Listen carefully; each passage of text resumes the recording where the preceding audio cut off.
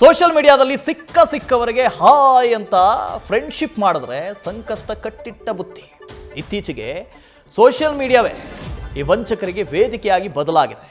ಒಂದಿಲ್ಲೊಂದು ಕಡೆ ಹಣ ಪೀಕುವಂಥ ವಂಚಕರು ಕೊನೆಗೆ ಸುಳಿವೇ ಸಿಗದಂತೆ ಎಸ್ಕೇಪ್ ಆಗಿ ಹೋಗ್ತಾರೆ. ಹೀಗೆ ಶೇರ್ ಚಾಟ್ ಮೂಲಕ ಪರಿಚಯವಾದಂಥ ಚಾಲಾಕಿ ಲೇಡಿಯೊಬ್ಬಳು ವ್ಯಕ್ತಿಗೆ 31 ಲಕ್ಷ ವಂಚಿಸಿರುವಂಥ ಘಟನೆ ಬೆಂಗಳೂರಿನಲ್ಲಿ ಬೆಳಕಿಗೆ ಬಂದಿದೆ. ನೋಡಿ, ಸೋಷಿಯಲ್ ಮೀಡಿಯಾ ಅಂತ ಹೇಳ್ತೀವಿ. ಈ ಸೋಷಿಯಲ್ ಮೀಡಿಯಾದಲ್ಲಿ ಯಾರಿಗಾದ್ರೂ ಹಾಯ್ ಅಂತ ಕಳಿಸ್ಬಿಡಿ, ಅಲ್ಲಿಂದೊಂದು ರಿಪ್ಲೈ ಬರುತ್ತೆ. ಇಲ್ಲೂ ಆಗಿದ್ದದೆ, ರಿಪ್ಲೈ ಬಂದ ಮೇಲೆ ಏನಾಯಿತು ಅನ್ನೋದೇ ಸುದ್ದಿ. ಶೇರ್ ಚಾಟ್ ಮೂಲಕ ವ್ಯಕ್ತಿಗೆ ಪರಿಚಯವಾಗಿದ್ದಂಥ ರೇಖಾ ಬಳಿಕ ಮೆಸೇಜ್ ಮಾಡಿ ವ್ಯಕ್ತಿ ಬಳಿ ಕ್ಲೋಸ್ ಆಗಿದ್ದಾರೆ. ವಿಡಿಯೋ ಕಾಲು ಇವೆಲ್ಲವೂ ನಡೀತದೆ. ಅದಾದ ನಂತರ ಸುಲಿಗೆ ಮಾಡೋದಕ್ಕೆ ಶುರು ಮಾಡ್ತಾರೆ. ಅದು ಎಲ್ಲಿಂದ? ಸಲಿಗೆ ಬೆಳೆಸಿಕೊಂಡು ಸುಲಿಗೆ. ವಿಡಿಯೋ ಕಾಲ್ ಮಾಡ್ತಾರೆ, ಅದನ್ನು ರೆಕಾರ್ಡ್ ಮಾಡ್ಕೊಳ್ತಾರೆ. ವಿಡಿಯೋ ಕಾಲನ್ನು ರೆಕಾರ್ಡ್ ಮಾಡಿಕೊಂಡ ನಂತರ ಬ್ಲ್ಯಾಕ್ ಮೇಲ್ ಮಾಡೋದಕ್ಕೆ ಮುಂದಾಗ್ತಾರೆ. 31 ಲಕ್ಷಕ್ಕೂ ಅಧಿಕ ಹಣವನ್ನು ಪಡೆದು ಈ ಚಾಲಾಕಿ ರೇಖಾ ವಂಚಿಸಿದ್ದಾರೆ ಅನ್ನೋ ಆರೋಪ. 1930ಗೆ ಕರೆ ಮಾಡಿ ದೂರು ನೀಡಿ ಮೋಸ ಹೋಗಿದ್ದಾರೆ ವ್ಯಕ್ತಿ. ಮತ್ತೊಂದು ಕೇಸ್ನಲ್ಲಿ ಮಲ್ಲಿಕಾರ್ಜುನ ಅನ್ನುವಂಥ ವ್ಯಕ್ತಿಗೆ ಮೋಸ ಆಗಿದೆ. ಇಲ್ಲೇನಾಗಿದೆ? ಲೋನ್ ಕೊಡಿಸ್ತೀನಿ ಅಂತ ಆ ನೆಪದಲ್ಲಿ ವಂಚಿಸಿದ್ದಾಳೆ ಈ ರೇಖಾ ಮತ್ತು ದಂಪತಿ. ಇನ್ನೊಬ್ಬ ಇದ್ದಾನಲ್ಲಿ, ರೇಖಾ ಮತ್ತು ಮಂಜುನಾಥ್ ಅಂತ ಗಂಡ. ಒಟ್ಟು 90,000 ರೂಪಾಯಿಯನ್ನು ಈ ವ್ಯಕ್ತಿ ನೀಡಿದ್ದಾರೆ ಈ ಇಬ್ಬರಿಗೆ. ಪ್ರೊಸೆಸಿಂಗ್ ಫೀಸು ಅಂತ 90,000 ಹಣವನ್ನು ಪಡೆದು ವಂಚನೆ ಮಾಡಿದ್ದಾರೆ. ಲೋನ್ ಕೊಡಿಸ್ತೀನಿ, ಅದಕ್ಕೆ ಪ್ರೊಸೆಸಿಂಗ್ ಫೀಸ್ ಆಗುತ್ತೆ 90,000 ಕೊಡಿ ಅಂತ ವಂಚನೆ ಮಾಡಿದ್ದಾರೆ. ಮೋಸ ಹೋದಂಥ ವ್ಯಕ್ತಿಯಿಂದ ಮಾಗಡಿ ರೋಡ್ ಠಾಣೆಗೆ ದೂರು ದಾಖಲಾಗಿದೆ. ಕಾರ್ಲ್ಟನ್ ಟವರ್ ಕಂಪನಿ ಹೆಸರಲ್ಲೂ ಕೂಡ ಈಕೆ ಧೋಖಾ ಮಾಡಿದ್ದಾರೆ ಅನ್ನೋ ಆರೋಪ ಕೇಳಿ ಬಂದಿದೆ. ಕಾರ್ಲ್ಟನ್ ಟವರ್ ಅನ್ನುವಂಥ ಕಂಪನಿಯಲ್ಲಿ ನಾನು ಕೆಲಸ ಮಾಡ್ತಾ ಇದ್ದೀನಿ, ಅಲ್ಲಿಂದ ಒಂದಷ್ಟು ದುಡ್ಡು ಬಂದಿದೆ, ಆ ದುಡ್ಡನ್ನು ಬಿಡಿಸ್ಕೋಬೇಕು, ಈ ಹಿನ್ನೆಲೆಯಲ್ಲಿ ಒಂದಷ್ಟು ದುಡ್ಡು ಖರ್ಚಾಗತ್ತೆ, ಅದಕ್ಕೆ ದುಡ್ಡು ಕೊಡಿ ಅಂತ ಅಲ್ಲೂ ಕೂಡ ವಂಚನೆ ಮಾಡಿದ್ದಾಳೆ.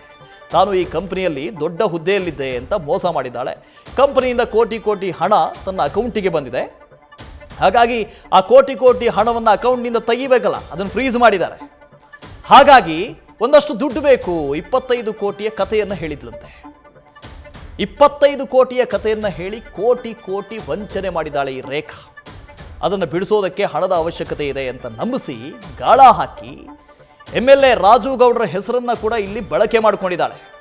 ಒಬ್ಬೊಬ್ಬರ ಹೆಸರನ್ನ ಬಳಕೆ ಮಾಡ್ಕೊಳ್ಳೋದು, ಒಬ್ಬೊಬ್ಬರ ಹೆಸರು. ಈ ಹಿಂದೆ DK ಸುರೇಶ್ ಅವರ ಹೆಸರನ್ನ ಬಳಕೆ ಮಾಡಿಕೊಳ್ಳಲಾಗಿತ್ತು, ಐಶ್ವರ್ಯ ಗೌಡ.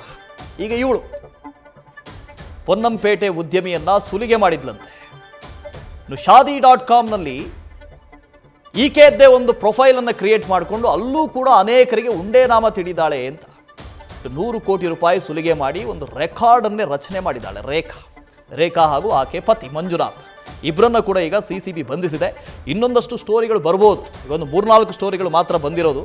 ಇನ್ನೊಂದಷ್ಟು ಇದೇ ಥರದ ಸ್ಟೋರಿಗಳು ಹೊರಕ್ಕೆ ಬರುವಂಥ ಸಾಧ್ಯತೆ ಇದೆ.